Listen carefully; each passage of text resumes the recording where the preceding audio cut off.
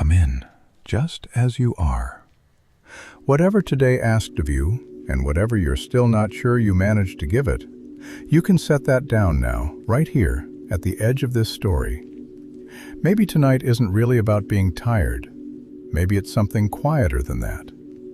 A feeling that's been sitting behind your ribs for a while now, that whatever's coming, tomorrow or the thing after that, or the version of yourself people seem to be counting on, you're not sure you're enough for it. That if you were asked to raise your hand right now, it would shake a little on the way up. If that's you tonight, you're in good company.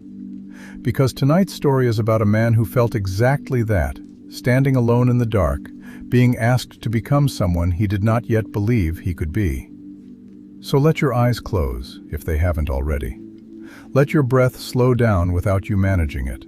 There is nothing to prove here tonight, only a story and the quiet that comes after it. Picture, if you will, a desert at the very end of the day. Not the burning kind of desert, but the kind that turns cool and blue once the sun has gone, where the rock still holds a little warmth from the afternoon, and the sky above it fills, slowly, with more stars than you could ever finish counting. It is quiet out here in a way that cities never are. Not empty. A desert at night is never truly empty, but quiet. The occasional shift of a sheep settling its weight against the cool ground. Wind moving low across sand instead of through leaves, because there are no leaves out here, only stone and scrub and distance. This is Midian, a stretch of wilderness far from anywhere Moses had once called home. He had lived here for years now, tending another man's flock, far from the palace where he'd been raised, and further still from the people he'd been born to. An ordinary shepherd, at the end of an ordinary day, walking a path his feet already knew by heart. He had no reason that particular evening to expect anything to be different from any other, which is usually exactly when it is. The flock had wandered further than usual that day, chasing whatever thin grass could still be found this deep into the wilderness, and Moses had followed without much thought, the way you follow a path you've walked 1,000 times. Behind him now was the plain he knew, the low tents, the wells, the sound of his father-in-law's voice at the end of a day. Ahead of him, the ground began to climb, low ridges giving way to steeper stone, until it rose into the shape the older shepherds called the Mountain of God, more out of old habit than any real expectation of finding anyone there. He was tired in the ordinary way.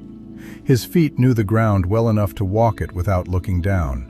His eyes knew the horizon, and his mind, if it was anywhere at all, was probably already back at camp, thinking of supper or of nothing in particular, the pleasant, unremarkable drift of a mind at the end of a long, uneventful day. There had been another life before this one, a life in a palace of all places, raised among people who were not his own, in circumstances too strange and complicated to untangle in a single evening's walk. And there had been an ending to that life too, a departure made in haste, under circumstances he still didn't let himself think about too closely, even after all these years. What he remembered most from those last days wasn't the leaving itself, but the certainty that followed him out here. The sense that whatever he might have once been capable of becoming, he had forfeited it somewhere along that road and wouldn't get the chance again. What remained now was simply this: a man, a flock, a wilderness wide enough to disappear into completely, which was, if he was honest, most of what he'd wanted from it. The light was changing the way it always did out here. Gold sliding into amber, amber cooling into the deep blue that comes just before true dark. And the rocks around him held their long shadows a little longer than they had an hour before. 40 years he had walked evenings like this one. 40 years of the same hills, the same silence, the same small, contained life. There had been a time, long before, when he had imagined himself becoming someone the world would remember. That version of himself felt very far away now, out here among the sheep. And that is exactly when he saw it. A low bush out at the edge of his sight. The kind of thorn bush that grows itself into every hillside out here, nothing special about it at all. And it was burning. Flame climbing up through its branches, bright and alive in the near dark, throwing a warm orange light across the rock around it. Moses had seen 100 brush fires in his years out here. Dry scrub catches fast and burns itself out faster. A quick, bright flare, and then ash and smoke and nothing. He almost didn't look twice. He almost kept walking, the way a tired man keeps walking past most things. But something about this one made him stop.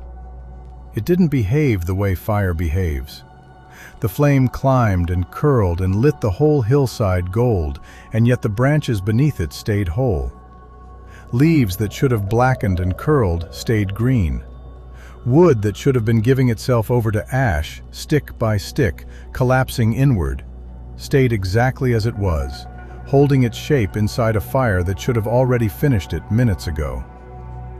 It was burning, and it was not being consumed. He stood at a distance for a while, just watching, the way you watch something you can't yet explain to yourself. The flame never dimmed and never grew wild. It simply kept burning, patient and steady, as if it had been burning long before he arrived and intended to keep burning long after he left. "I have to see this," Moses finally said to no one, and left the flock where it stood and started walking toward the light. The closer he came, the stranger the stillness felt. No crackle of catching wood, no smoke on the wind, no scent of char, nothing his years of desert evenings had taught him to expect from a fire this size. Just flame, moving the way flame moves, restless, alive, never twice the same shape, over a bush that simply would not burn away. He was close enough now to feel the warmth of it against his face when a voice came out from the middle of the fire and said his name. Just his name. Once, and then again. The way you'd say someone's name if you needed to be sure they were truly listening before you said anything else. Moses stopped where he stood. His whole body went still in a way it hadn't in years. "I'm here," he answered, because there was nothing else a person could say to a voice like that. Before the voice asked anything else of him, it asked for something small. Not his obedience yet, not his agreement to anything, just this: the sandals. Leave them where you stand. This ground tonight was not ordinary ground. Whatever was happening here had made it into something else, and Moses was being asked to meet it the way you'd meet anything sacred, barefoot, unguarded, nothing between the sole of his foot and the truth of where he was standing. He undid the straps with hands that weren't quite steady and set the sandals aside, and stood there a moment longer than he needed to, feeling the warm, uneven rock under his bare feet, feeling how strange it was to be so exposed in a place this wide open, with nothing between him and whatever was speaking. Somewhere behind him, faint and far off, one of the sheep called out into the dark, and the sound carried strangely across the still air, small and ordinary, a reminder that the rest of the world was still going on exactly as it always had, even here, even now, even in the middle of something this large. For a moment, nothing more was said. Just the fire, breathing its light against the dark, and Moses standing very still inside it. Then the voice told him who it was. The God his own great-grandfather had known, and his grandfather after him, and his father after that. A name that reached back further than Moses' own memory could follow. And Moses, hearing it, covered his face with his hands.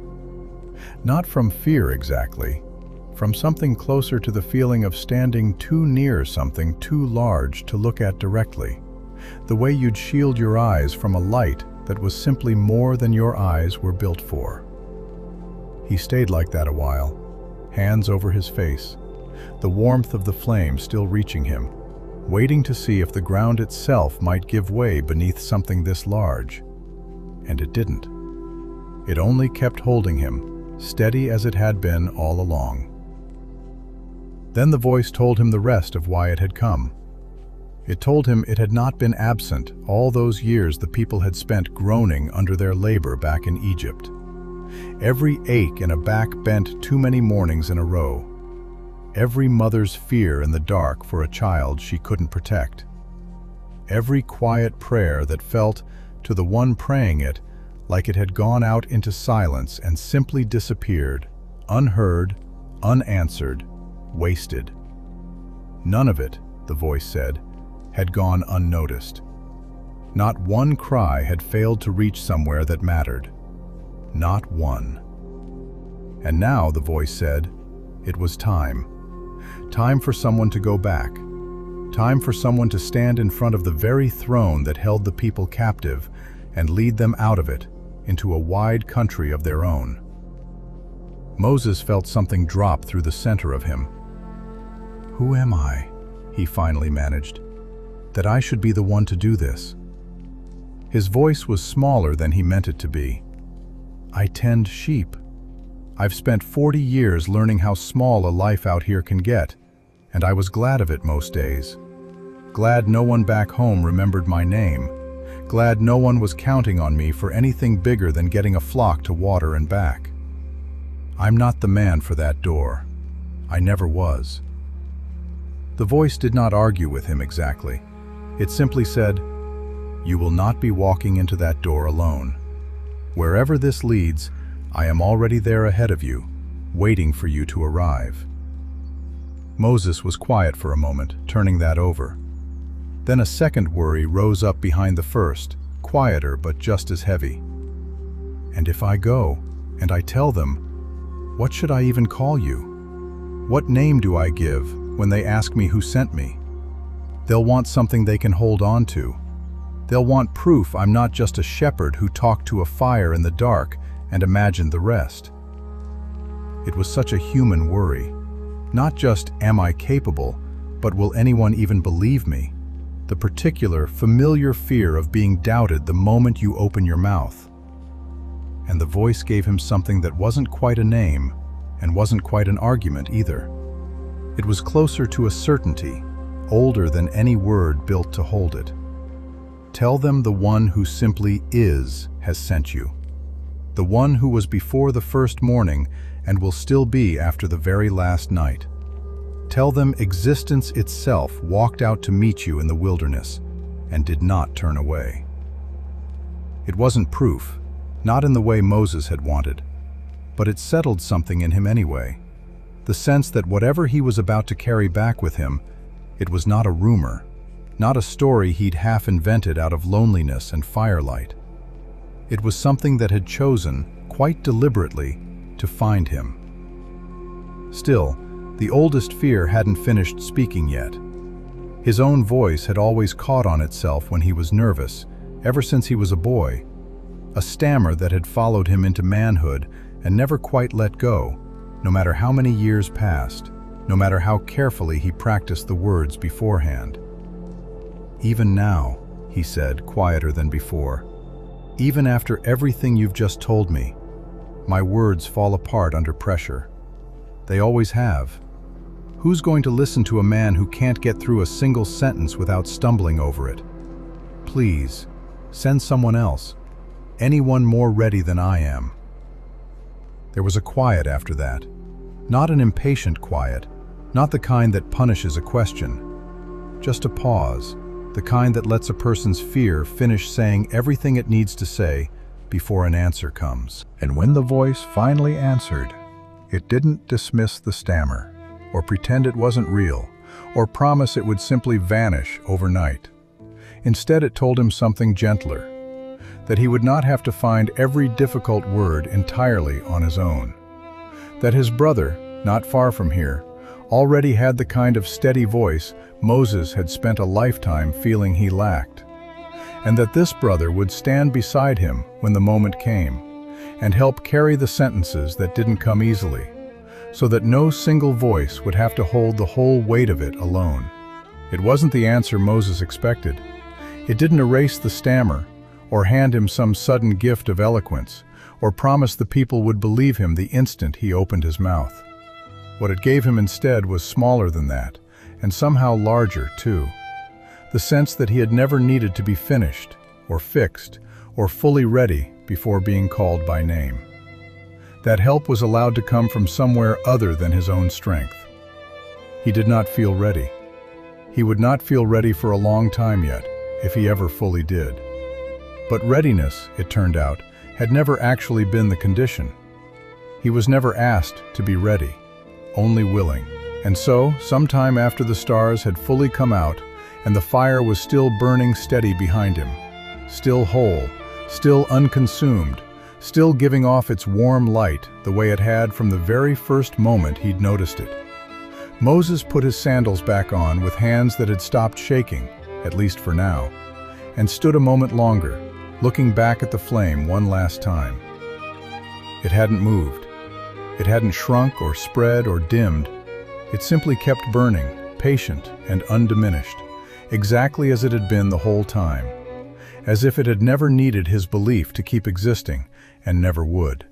He turned, finally, and started back the way he'd come, toward the flock, toward the tent, toward a life that was about to become entirely unfamiliar.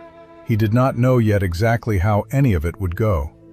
He only knew that he was walking toward it now, instead of away from it. One uncertain step following the last, the stars very bright overhead, and behind him, smaller now with distance, the bush kept burning, no less alive than the moment he'd first looked up and seen it. He would tell this to no one for a while yet.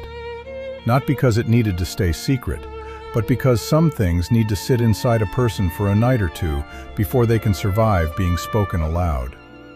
Tonight, though, he was simply a man walking home in the dark, carrying something he didn't yet have words for, one sandal print at a time. Maybe that's true for you too, tonight.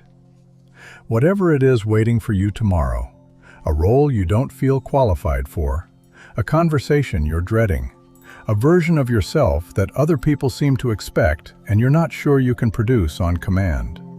Maybe you've been standing at your own edge of the wilderness, looking at what's being asked of you and thinking, not me. Someone more ready than me. It's such an honest thing to feel. Moses felt it standing in front of an actual, visible fire, with a voice speaking his name out of the middle of it. And even that wasn't enough to make him feel equal to what was coming. He doubted 3 times before he ever took a single step. Feeling unready has never been proof that you were chosen wrongly. Sometimes it's simply proof that you're paying attention to how much the moment matters. Maybe for you, it's a job that just changed shape underneath you, and you're not sure the person you've always been is the person it now requires. Maybe it's a child who needs more patience than you're sure you have left some days, or a parent who now needs more from you than you know how to give. Maybe it's simply the version of tomorrow where you're expected to have it together, when tonight you very much don't. Whatever shape it takes for you, it's the same old fear wearing a different coat. Not me, not enough, send someone else.